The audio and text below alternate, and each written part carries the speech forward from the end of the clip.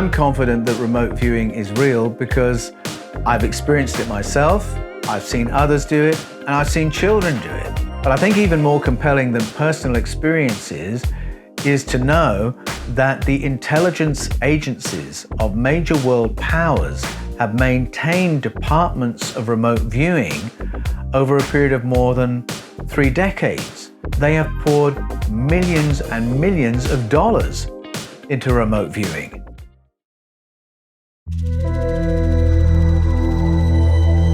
US intelligence first became involved in remote viewing because it discovered that the Soviet Union had a program up and running. Now, the Soviet Union had a very strong evangelistic worldview of atheism and materialism. So US intelligence knew the only reason the USSR would have a remote viewing department was if it was yielding them a significant strategic advantage. And in the Cold War of that period, there's no way they would allow the possibility of Russia having a strategic advantage. If Russia had a remote viewing department, America had to have one. And so they began developing it. And so the National Security Agency, the DIA, the Chiefs of Staff, the Drug Enforcement Agency, all under the guidance of the Stanford Research Institute, developed programs of remote viewing under the umbrella of the CIA. These were variously known as the Scanning Initiative and the Stargate Project. And it was maintained from 1972 to 1995. That's the presidential administrations of Richard Nixon, Gerald Ford, Jimmy Carter, Ronald Reagan, George H.W. Bush, and Bill Clinton, all underwriting these programs of remote viewing. Now, these programs continually had to justify their funding so that if there was no strategic value from what they were doing, it would simply have been shut down. But by 1983, enough success had been had that Secretary of Army John Marsh could be presented with a report indicating that 700 remote viewing operations had been undertaken. 85% of those had demonstrated remote viewing accuracy, and 350 had provided strategic intelligence value. That's why those programs were maintained for that length of time. In 1973, on the 28th of April, Ingo Swann, a remote viewer within the program, remote viewed the rings of Jupiter. Now, that might not sound too remarkable, except that nobody had ever seen or heard of the rings of Jupiter. Nobody believed they existed. Nobody had even postulated them. And yet Ingo Swann gave an accurate description of the rings of Jupiter 9 months before our probe Voyager got there and sent photographs back for us to view. The next year, 1974, the heiress Patty Hearst was kidnapped, and the remote viewer Pat Price was able to remote view the location of the car in which she was kidnapped, was able to describe the layout of the apartment in which she was held, and the closet in which she was confined. And then in 1975, a Russian jet crashed in the African country of Zaire. Now, naturally, America wanted to locate that crashed jet before Russia got there. The problem was that for all their surveillance technology, US intelligence could not locate that downed jet. And so the director of the CIA hired a medium to locate the plane. We now know this because President Carter came clean many years later about what happened. He said that the CIA director engaged and he described the person as a medium, although he said he didn't know the correct title for her, and that lady provided the latitude and longitude coordinates that enabled them to locate the plane. It was exactly where she said it was. And that lady wasn't just a medium, she was an officer of the US Air Force. Now, what's curious about that is there's a separation of information about the value and nature of remote viewing, because Jimmy Carter was and is a devout evangelical Christian. If the average evangelical Christian in the average evangelical church had said they were practicing remote viewing, they would be told it's either nonsense or it's demonic, and in some churches they might even be excommunicated. There's a different set of information if you're an evangelical in power. President Carter knew this was a human technology with real value and one that it was perfectly permissible for him to engage in. And so there's one view of remote viewing for the powers and one for the public. Now that makes perfect sense because governments want to spy on others. They don't want to be spied on. They don't want a public who can remote view documents on a minister's desk. And so it serves government for the public to believe that remote viewing is debunked while they're secretly engaging in it. And that parallel of different narratives is ages old. You can find it 500 years before nearly in the courts of Queen Elizabeth I. Queen Elizabeth I's interest in remote viewing came through her contact with a scholar by the name of John Dee. Now, John Dee was a leading scholar of the day. He was a scholar of mathematics, Greek, and philosophy at the University of Cambridge.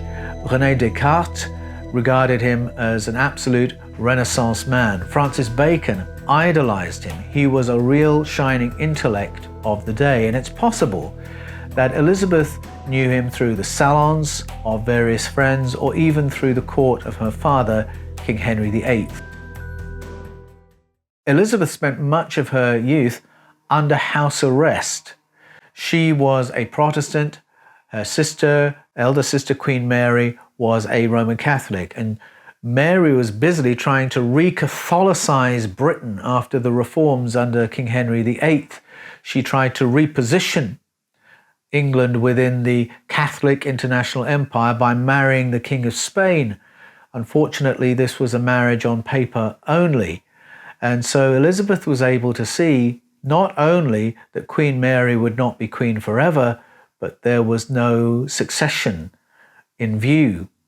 In 1555, Queen Mary suffered an ectopic pregnancy, and so the succession and the Queen's health were suddenly in question.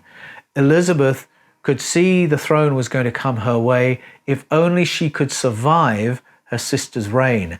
And it was in that context that she hired John Dee to come and do a reading for her. What she wanted was the astrological charts of the Tudor family. Now, if a member of the public was caught doing astrological charts, there was every danger they could be arrested, imprisoned, and executed for witchcraft. And that very nearly happened to John Dee, because he was found out. When forces loyal to Queen Mary discovered what John Dee had done, he was tried not only for witchcraft, but for probable treason. He was imprisoned on England's death row in the Tower of London and tortured and forced to recant and return to the hearth of Roman Catholicism. Now, Elizabeth knew the Tower of London from the inside, and when Queen Mary died, and Elizabeth did inherit the throne, she remembered John Dee's loyalty and his skill and appointed him within her court as the Crown's chief scientific advisor and personal counsel. Now, this was a bit of a mouthful, so she preferred to use his handle, 007. And that's no coincidence. Ian Fleming absolutely knew all these storylines. John Dee was to lay the foundations of British intelligence, MI5 and MI6, and so he sewed many of these themes into the canon of James Bond.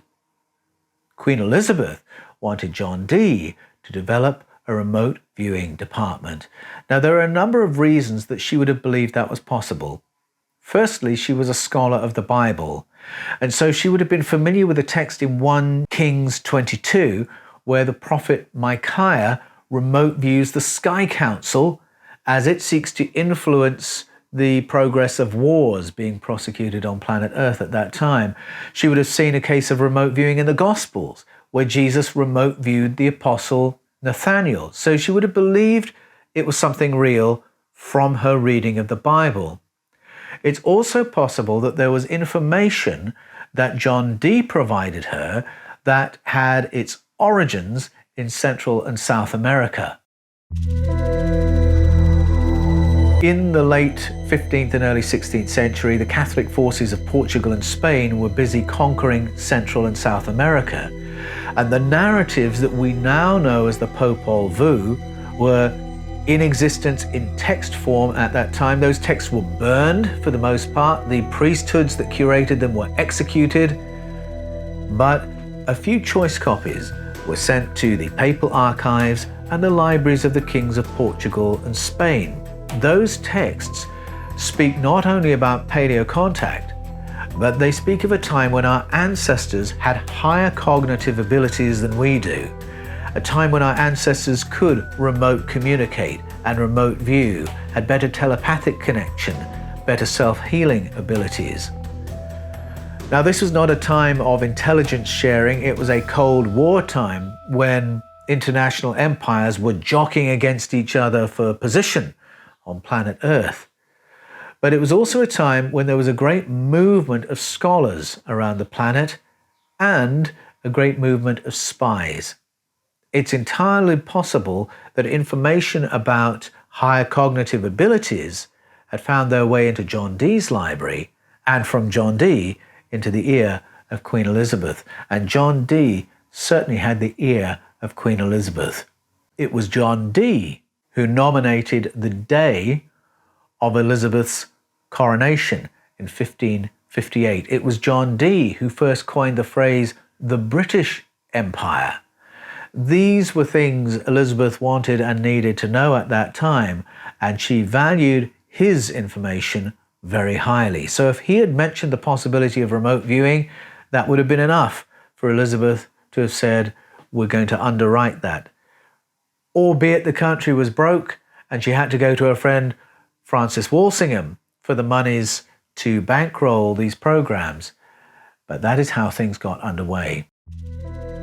In his mission for Queen Elizabeth, John Dee devoured the Steganographia, a book written by a Benedictine monk by the name of Johannes Trithemius. The Steganographia concerned the art of concealing hidden messages within written texts, a discipline with an immediate application in the world of espionage. The book also proposed methods for remote communication and remote viewing. Now, John Dee needed a practitioner, so he hired a man by the name of Edward Kelly. We would call him a sensitive or a psychic, and over the next 7 years, they embarked on a program of experiments designed to develop protocols for remote viewing and remote communication. Jason LOUV has written a fascinating book about the work they did together. It's called John Dee and the Empire of Angels.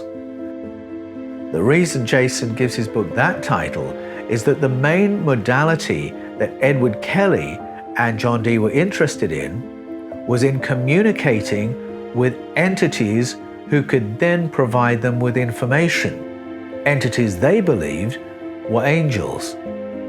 Now, in my work in Escaping from Eden and the Scars of Eden, I argue that when we read ancient texts, including the Bible, it serves us well to use the root meaning of key words in order to peel back the layers of cultural interpretation that have been laid over the top in the centuries since. So if we go back to the word Elohim, I argue that means the powerful ones. And I would suggest that's what today we would call aliens. When we go to the word angels, we need to understand the word doesn't indicate the biology or genus of the beings concerned, simply that we're talking about beings different to ourselves who are on a mission or have a message. I would argue that the angelic stories and the Elohim stories are all stories of paleo contact, contact with extraterrestrials.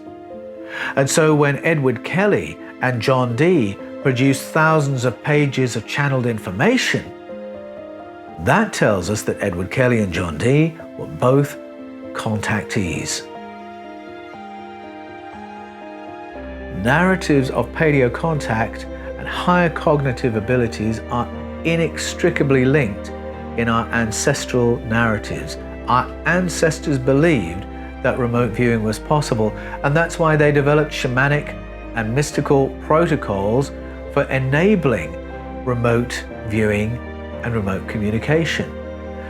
But even if we're not prepared to take our ancestors seriously, which we should be, because this narrative is in Greek, Norse, Celtic, Filipino, African, Caribbean, Mesoamerican, Sumerian, Hebrew. Every culture around the world has stories of paleo contact and stories in which our ancestors were more advanced. I think we should take it seriously.